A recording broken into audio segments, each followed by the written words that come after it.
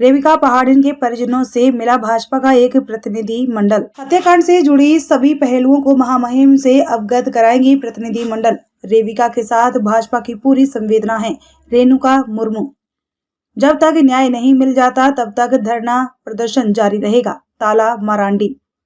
रेविका पहाड़िन हत्याकांड को लेकर आज बुधवार को भाजपा प्रदेश अध्यक्ष के निर्देश पर भाजपा एसटी मोर्चा के 21 सदस्यीय टीम बोरिया प्रखंड के गौड़ा पहाड़ पहुंचकर पीड़ित परिवार से मुलाकात की। इस दौरान मोर्चा के अध्यक्ष शिवशंकर ओराव ने सरकार से इस हत्याकांड में शामिल सभी आरोपी को फास्ट ट्रैक कोर्ट के माध्यम से अविलंब फांसी की सजा दिलाने, पीड़िता के परिजन के आर्थिक दशा को ध्यान में रखते हुए जीवन यापन हेतु 50 लाख रुपए की आर्थिक सहायता, परिवार के एक योग्य सदस्य को सरकारी नौकरी एवं मृतका की पुत्री को निःशुल्क शिक्षा उपलब्ध कराने की मांग की।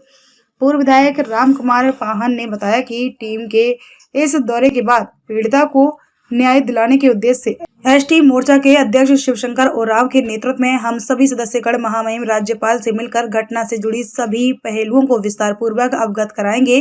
वहीं पूर्व विधायक ताला मरांडी ने कहा कि जब तक पीड़िता के परिजनों को सारी सुविधा नहीं मिल जाती है तब तक एसटी मोर्चा के बैनर तले धरना प्रदर्शन जारी रहेगा।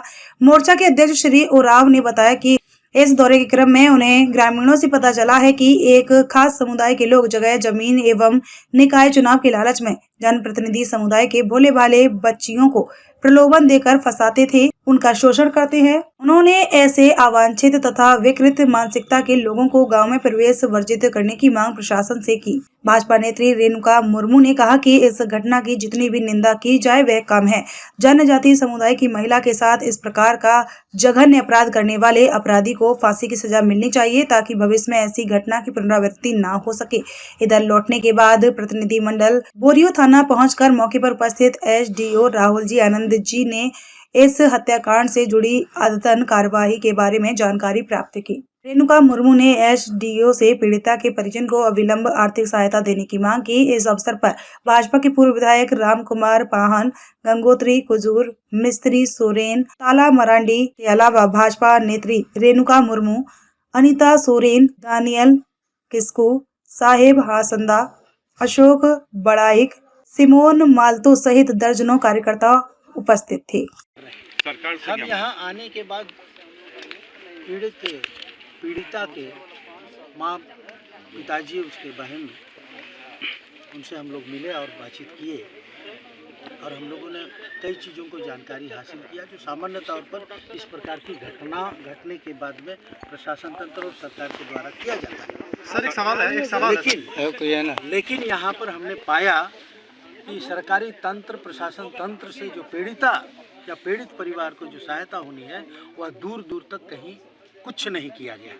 दूसरी बात, हम लोगों की सीधी मांग है कि इस परिवार को, पीड़ित परिवार के माता पिता को और उसकी एक छोटी सी बेटी भी है, ये आकर के पता चला, वो छोटी सी बेटी भी है, उस परिवार में से किसी एक व्यक्ति को सरकारी नौकरी दिया जाए और जिसके साथ ये घटना हुई है, जिस परिवार के साथ घटना हुई है, उसको 50 लाख रुपये की मुआवजा दी जाए।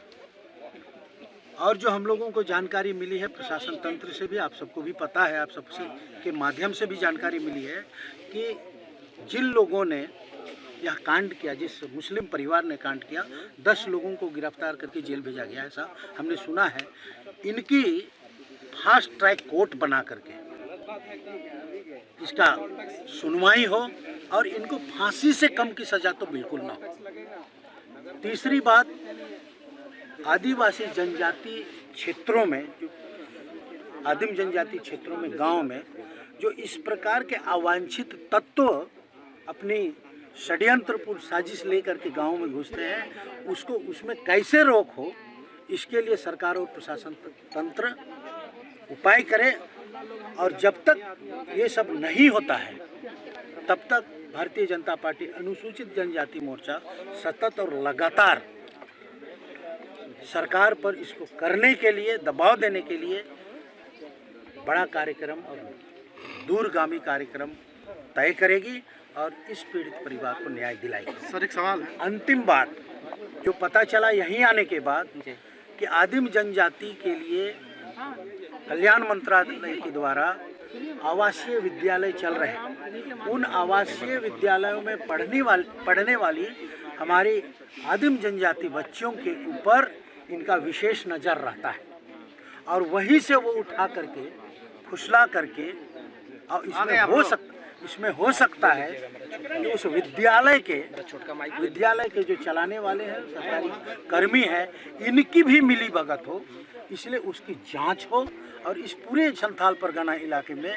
कितने जनजाति बहनों को ये मुस्लिम समुदाय के द्वारा फुसला करके शादी या रखैल बनाया गया है, इसकी भी विस्तृत जांच हो। इसके लिए हम लोग सरकार को कहेंगे, लेकिन हम जो कर सकते हैं कि आदिम जनजाति या आदिवासी क्षेत्र का जो मुख्य संरक्षक राज्य में राज्यपाल होते हैं, हम लोग लौट करके जो भी रिपोर्ट हम तैयार कर रहे हैं या आप सबसे जो भी मांग के लिए हमने सरकार से हमें मांगना है, उसके संबंध में भी हम लोग राज्यपाल से मिलकर के ज्ञापन देते हुए हम मांग करेंगे कि आदिवासी और आदिवासी क्षेत्र, आदिम जाति आदिम जनजाति क्षेत्र के अभिभावक के होने के नाते सरकार के द्वारा कुछ भी नहीं किया जा रहा है, उस पर हस्तक्षेप किया जाए।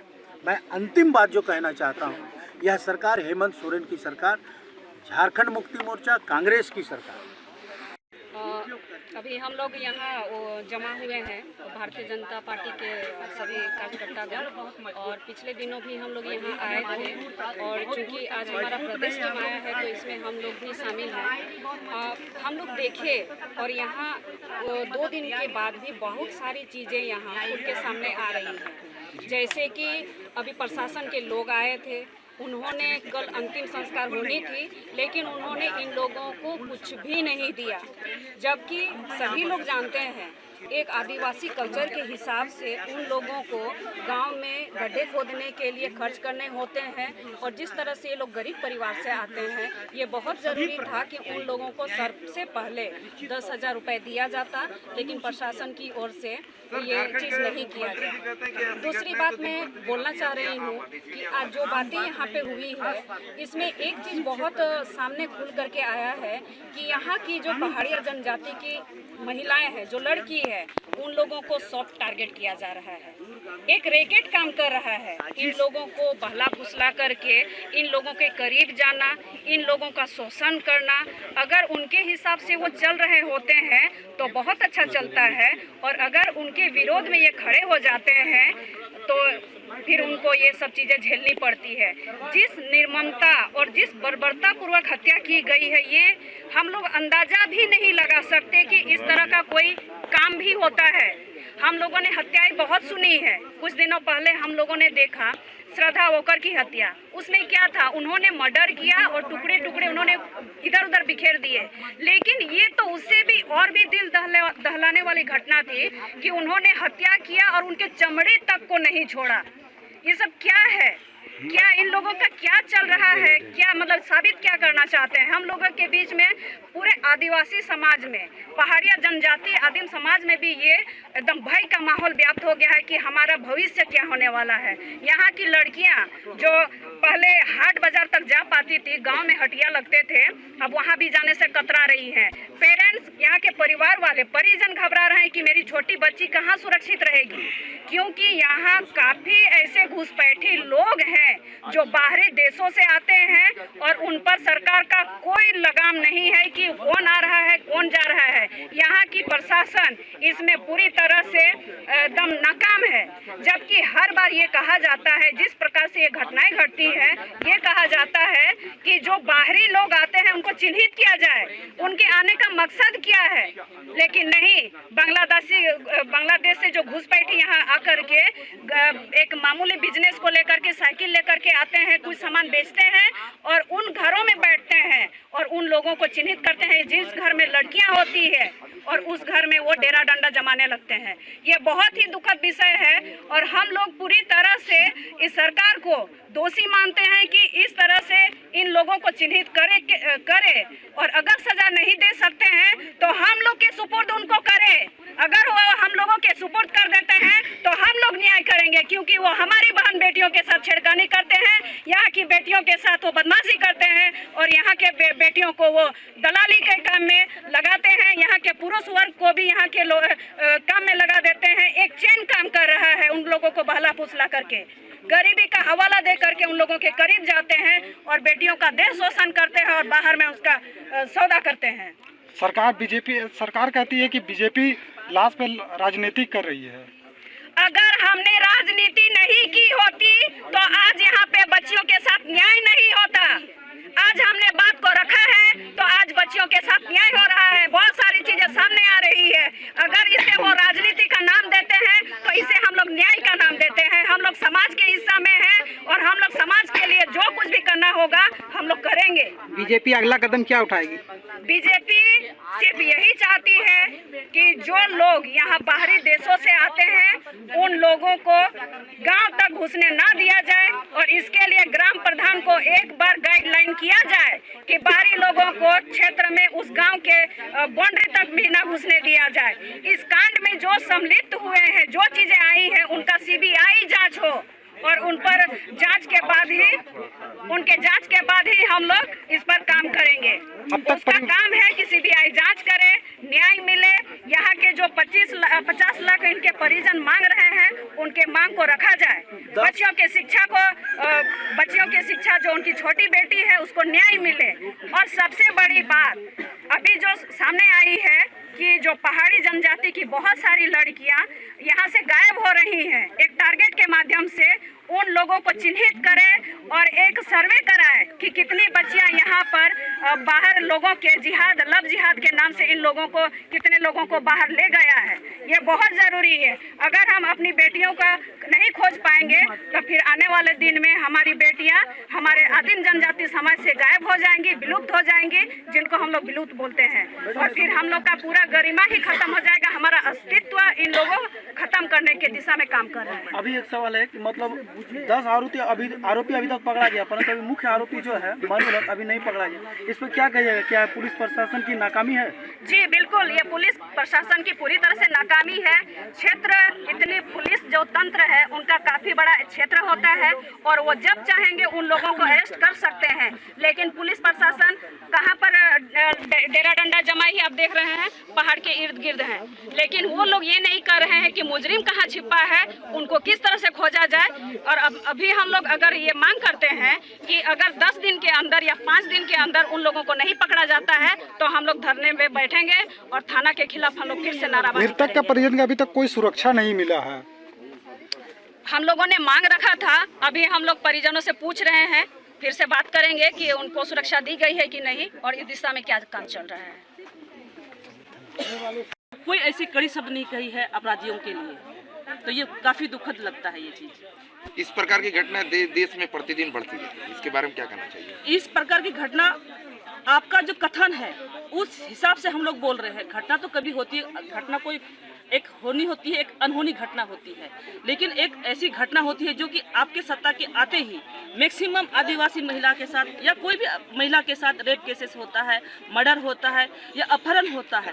तो कहीं ना कहीं आपका कमजोरी है तो कि ऐसी घटनाएं, क्योंकि आपका जो प्रशासन है कमजोर है। और कमजोर क्यों है? क्योंकि आप कमजोर हैं, इस वजह से ये ऐसी घटनाएं होती रही और वो लोग साहस कर रहे हैं ऐसी घटना, क्योंकि उनको पता है कि प्रशासन हमें कुछ नहीं कर सकती है। तो अगर सरकार अपने आप को मजबूत रखती तो प्रशासन मजबूत होता। अब प्रशासन का जो भी कार्रवाई होता ना, उसे जो भी अपराधी करने से पहले हजार बार वो सोचता है। बीजेपी महिला मोर्चा क्या कदम उठाएगी इसके? बीजेपी महिला मोर्चा इस परिवार के लिए जो उचित मुआवजा बनता है, ठीक है, अधिक से अधिक 50 लाख रुपया मांग करते हैं। उनका जो भाई है उनके लिए एक नौकरी, उनकी जो बच्चियां हैं उसके लिए निःशुल्क शिक्षा हो, इस परिवार की सुरक्षा हो और जितने भी सुविधाएं जो इंदिरा आवास हो या जो भी सरकार की तरफ से जो भी सुविधा हो इसको मिले। क्या लगता है मांग पूरा होगा? मांग अगर पूरा नहीं होता है, जब तक मांग पूरा नहीं होगा तो भारतीय जनता पार्टी के संपूर्ण जितने भी मोर्चा है सारे मिलकर के धरना पे बैठेंगे जब तक हम लोग का जो मांग पूरा नहीं होता है। मुख्यमंत्री बोलते हैं कि लाशों पर राजनीति करती है बीजेपी। लाशों पे राज, ये उनका कथन है, लेकिन आप मौका दूसरे विपक्षी को क्यों देते हैं? आपने मौका दिया, लेकिन हम राजनीति नहीं कर रहे हैं। विपक्ष का काम है, आप नहीं कर रहे हैं, उसी को उजागर करना। अगर यहाँ पे अगर किसी बच्ची की अगर हत्या होती है, उसकी मुआवजा की अगर मांग करते हैं, आप नहीं करते, हम मांग करते हैं, तो ये राजनीति तो नहीं हुआ ना। ये तो हम तो उसके परिवार के लिए मांग कर रहे हैं ना। सरकार नहीं आती है, यहाँ पे आती है तो कोई मुआवजा नहीं देती है, कोई आश्वासन नहीं देती है, तो ये तो लाजमी है ना कि विपक्ष तो उठाएगा ही बात। तो राजनीति तो वो कर रहे हैं, विपक्ष नहीं कर रहा है। विपक्ष सिर्फ न्याय की मांग कर रहा है, इस परिवार के लिए, उस बच्ची के लिए। ये मुख्यमंत्री का अपना क्षेत्र होते हुए भी ये क्या लापरवाही या क्या कहेंगे? मुख्यमंत्री का क्षेत्र तो नहीं कहेंगे, मुख्यमंत्री से सटा हुआ क्षेत्र जरूर है। उनको तो सोचना चाहिए सबसे पहले तो उनको तो इस घटना का निंदा करनी चाहिए थी उनको तो। और ऐसी घटना जो कि शायद रूह कांपती है, जिसे उनका जो हम लोग समाचार में देख रहे हैं कि उनका शरीर को छीला गया, एक जैसे बकरी का जो मीट जो कटता है उस टाइप उसका काटा गया। तो एक सोचने वाली बात है। सबसे पहले मुख्यमंत्री का बयान आना चाहिए था इस पर कि ये सबसे घोर निंदा वाली घटना हो जाती है और दोबारा ऐसी घटना नहीं होनी चाहिए। ना सरकार मुख्यमंत्री का हुआ, ना सांसद का, इस क्षेत्र का सांसद का आया, और ना इस क्षेत्र के जो विधायक उनके द्वारा ये बयान आया। निंदा करने वाली बात। मुख्य आरोपी अभी तक पकड़ाया नहीं है, इस पर क्या कहेंगे? मुख्य आरोपी हम लोग तो वही मांग कर रहे हैं ना कि जल्द से जल्द मुख्य आरोपी जो है, जिसने इतनी गंदी और जघन्य अपराध किया है, उनको जल्द से जल्द पकड़ा जाए। और जब पकड़ाता है तो जल्द से जल्द फास्ट ट्रैक में सुनवाई कर उनको सारे को जितने भी संलिप्त है इसमें सारे को फांसी की सजा दिया जाए, ताकि इस परिवार को बेटी तो नहीं मिल सकती, कम से कम एक थोड़ा सा सुकून तो मिलेगा इनको। इनके सभी परिवार को फांसी की अगर सजा मिलती है तो एक थोड़ा सा आत्मा तो जरूर सुकून में होगा। Thank you.